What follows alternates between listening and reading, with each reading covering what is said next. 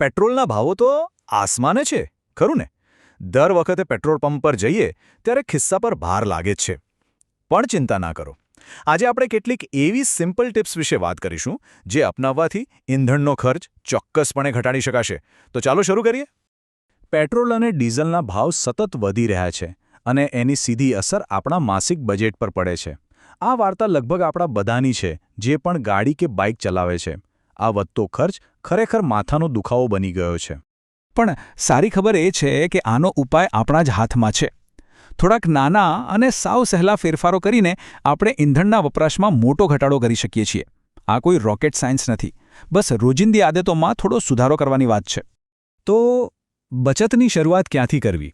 મોટાભાગના લોકો વિચારશે ડ્રાઇવિંગથી.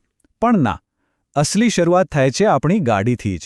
જો આપણું વાહન જ ફિટ નહીં હોય તો આપણે ગમે તેટલું સારું ડ્રાઇવિંગ કરીએ, ઇંધણ તો વધુ જ બળશે. તો ચાલો સૌથી પહેલાં વાહનની સંભાળ વિશે જાણીએ. તો વાહનની સંભાળ એટલે શું? મૂળભૂત રીતે 3 વસ્તુઓ છે જેના પર આપણે ફોકસ કરવાનું છે. પહેલું એનું રેગ્યુલર મેન્ટેનન્સ, બીજું ટાયરમાં હવાનું સાચું પ્રેશર અને ત્રીજું ગાડીમાંથી બિનજરૂરી વજન ઓછું કરવું. આ ત્રણેય વસ્તુઓ માઇલેજ વધારવામાં જાદુ જેવું કામ કરે છે. આપણે બધા સર્વિસિંગ કરાવીએ છીએ, પણ શું ક્યારેય વિચાર્યું છે કે એનાથી પેટ્રોલ પણ બચે છે?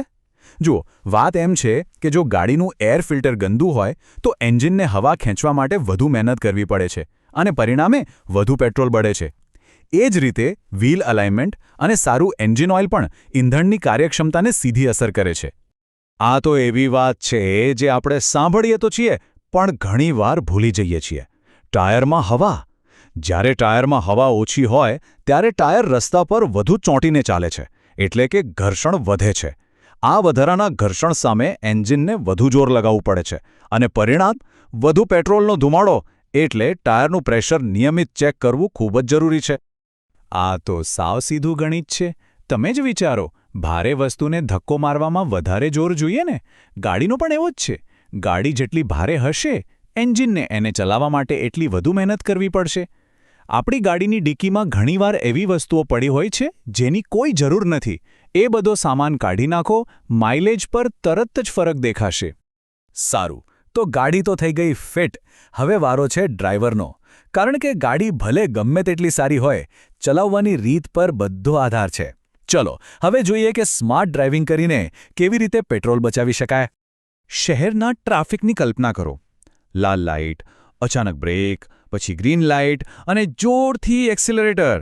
આ જ આદત આપણા પેટ્રોલના ખિસ્સાને ખાલી કરે છે.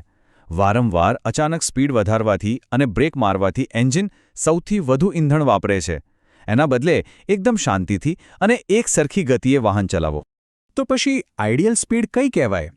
શું ઝડપથી ચલાવવાનો મતલબ હંમેશા વધારે ખર્ચ જ થાય? ચાલો હાઈવે પર સ્પીડ અને માઇલેજનું ગણિત સમજીએ. તફાવત જોઈને નવાઈ લાગશે. ખાલી થોડીક સ્પીડ ઓછી કરો, એટલે કે 65ની બદલે 55 માઇલ પ્રતિ કલાકની સ્પીડે ચલાવો તો સીધા 10થી 15% પેટ્રોલની બચત.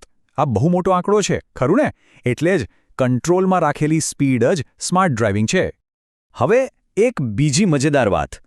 હાઈવે પર મસ્ત પવન આવતો હોય એટલે આપણે બારીઓ ખોલી દઈએ છીએ. પણ શું તમને ખબર છે કે આનાથી ગાડીને વધારે મહેનત કરવી પડે છે?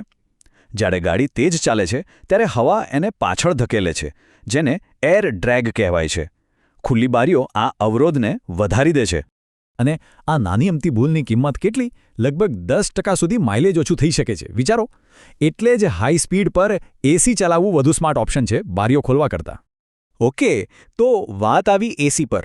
આપણે બધા જ કહીએ છીએ કે એસીથી માઇલેજ ઘટે છે. પણ ખરેખર કેટલું ઘટે છે? શું એસી બંધ રાખવાથી કોઈ મોટો ફરક પડે છે? ચાલો જોઈએ. અને જવાબ છે હા, બહુ જ મોટો ફરક પડે છે. જરૂર ના હોય ત્યારે એસીનો ઉપયોગ ટાળવાથી સીધા 5થી 20% સુધી પેટ્રોલ બચાવી શકાય છે. આ તો જબરદસ્ત બચત કહેવાય. એટલે ઉનાળામાં ગાડીને છાંયડામાં પાર્ક કરવાની આદત પાડો, જેથી એસી ઓછું ચલાવવું પડે. ઘણા લોકોને એવું લાગે છે કે ગાડી બંધ કરીને ફરી ચાલુ કરવામાં વધારે પેટ્રોલ બળે. પણ આ વાત પૂરી સાચી નથી. જો એકાદ મિનિટ કરતાં વધારે ઊભું રહેવાનું હોય, જેમ કે લાંબા ટ્રાફિક સિગ્નલ પર કે રેલવે ક્રોસિંગ પર, તો એન્જિન બંધ કરી દેવું જ સમજદારી છે. કારણ કે ચાલુ એન્જિન તો પેટ્રોલ પીતું જ રહે છે, ભલે ગાડી 1 ઇંચ પણ આગળ ન વધે. તો જોયું ને, કેવી રીતે વાહનની નાની નાની કાળજી અને ડ્રાઇવિંગની સ્માર્ટ આદતો ભેગી થઈને આપણા પેટ્રોલના ખર્ચમાં મોટો ઘટાડો લાવી શકે છે. અને સૌથી સારી વાત એ છે કે આમાંથી એક પણ કામ અઘરું નથી. તો ચાલો ફટાફટ આખી વાતનો સાર જોઈ લઈએ. પહેલું, ડ્રાઇવિંગ એકદમ સ્મૂથ રાખો, કોઈ ઉતાવળ નહીં. બીજું, ગાડીનું ધ્યાન રાખો, ખાસ કરીને ટાયરનું પ્રેશર. અને ત્રીજું, ગાડીમાંથી ફાલતુ વજન અને હવાનો અવરોધ ઓછો કરો.